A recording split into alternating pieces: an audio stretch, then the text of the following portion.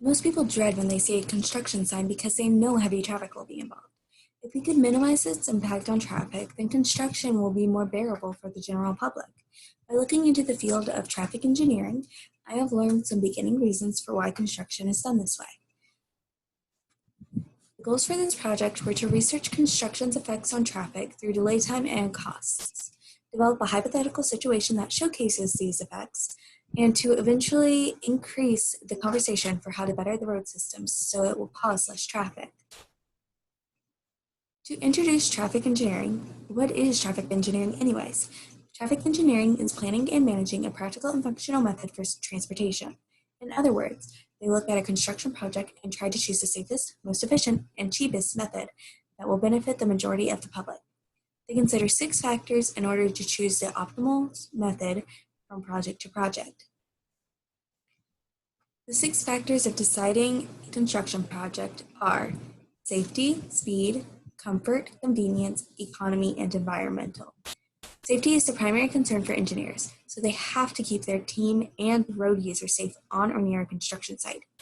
Speed is what many road users desire. They want faster speeds for faster travel times and less delay, but safety commonly overrules speed by reducing the speed limit to accommodate for safe work sites. With comfort, drivers should feel more at ease while driving on the road, but convenience means that it should be easy and efficient to drive near a project with economy. With economy, engineers want an ideal solution that remains inexpensive, which is not always an option. Lastly, environmental means this project should not harm the environment and should keep animals and their homes in a safe space. Engineers have to find the right balance from project to project so it will keep the majority of people happy and everyone safe. To keep people safe, engineers have rules and guidelines to follow while projects are being worked on. These rules are written in books so they can research these on upcoming projects. Some of these rules include having enough space in front and behind the area they are working in to get an appropriate speed in traffic, giving drivers enough of a warning to expect a work area, and using road signs, flags, cones, digital signs, and more to give drivers proper warning. If a contractor does not stay within a certain time range for a project, they may have to pay for the delay cost. This may be very few of the rules required, but each rule is followed to keep project workers and road users safe. Some equipment required to choose the best solution are the road user cost, resource geographical information system, and level of service.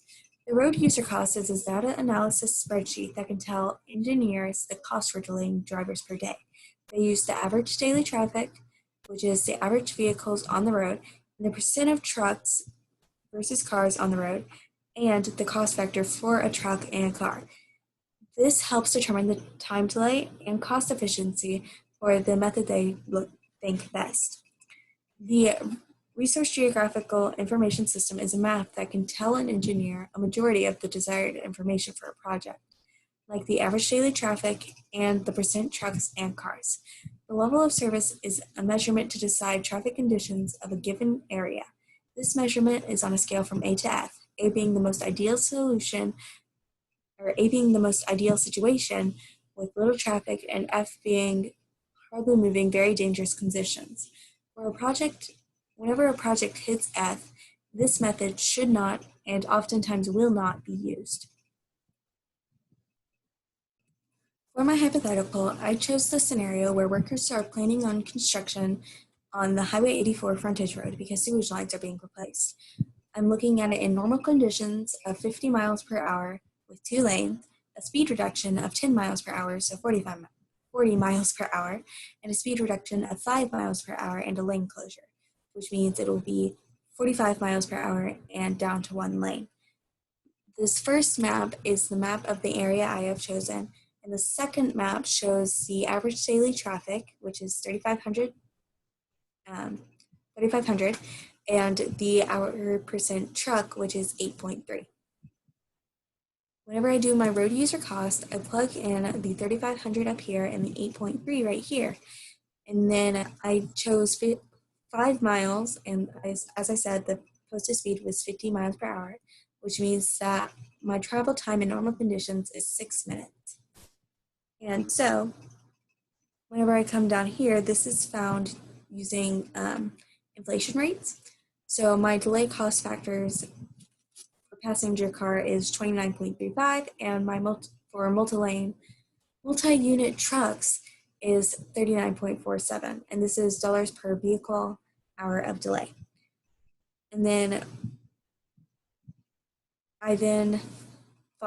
this will calculate the delay cost per minute of delay for passenger car and truck, and then sum those, and then whenever it comes to the delay time, which is calculated from total travel time in the construction conditions versus in the non-construction conditions, and then it multiplies those, and then that will give me per day the cost if the cost is over, if your time frame, you're out of your time frame by so long. So in 45 miles per hour, then my delay will be 1.5 because my total travel time is 7.5 and my non-construction condition is 6 minutes. And then I times that by the 1800 or close to 1800, and then I get $2,700 for what it would be per day. In 45 mile per hour conditions, I have $1,200 whenever I plug in 45 up here because I only have 40 seconds instead of a minute and 30 seconds. And as you can see, whenever you look at the 2,700 versus the 1,200, 2,700 is over double the 1,200. So just by changing it 5 miles per hour, you're already increasing the total cost. And whenever you get into much bigger projects, it's going to wind up changing that number by a whole bunch, especially whenever you get into thousands of millions of dollars. So it's very important that they keep to the time frame that they were given. For level of service, a lot of this information was found in the Highway Capacity Manual. And as you can see, I have my 8.3 here, and I have my posted speed, and then my number of lanes. And a lot of this information was found in the Highway Capacity Manual, which I mentioned earlier was one of the rules and guidelines books, which has a lot of information in it. But by finding my density, that gives me my level of service, and I find my density by doing volume divided by speed. And so my density in normal conditions is 5.49. So that means that I have a level of service A. Whenever I go past 11, that's whenever I transfer to a level of service B. And then C is in 18, D is 25, E is 35, and F is going to be anywhere over that. In 40 miles per hour, I then plug in the 40 miles per hour here, and then my density then increases to 6.86. That's still in the level A, but my density is getting worse as I decrease the speed.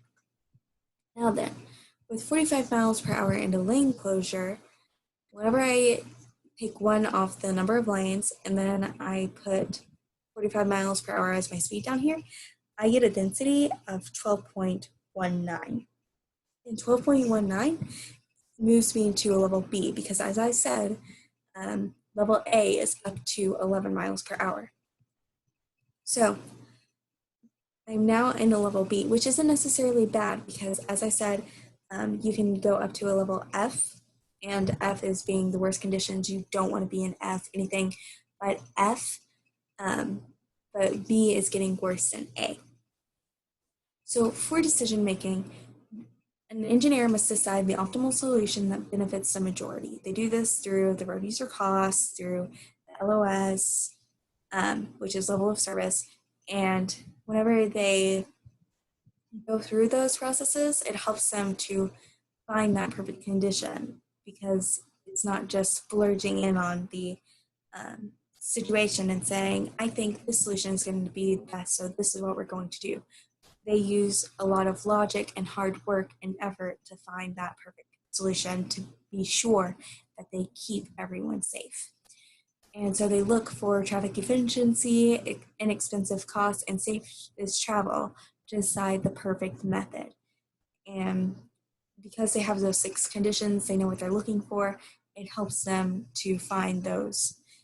And the resource geographical information system, that helps them choose that best method because now they have all this information, whereas if they didn't have this information, they would have to go out into the field and find it, and that would make the project even longer because now they have to find this information instead of just having it at their will.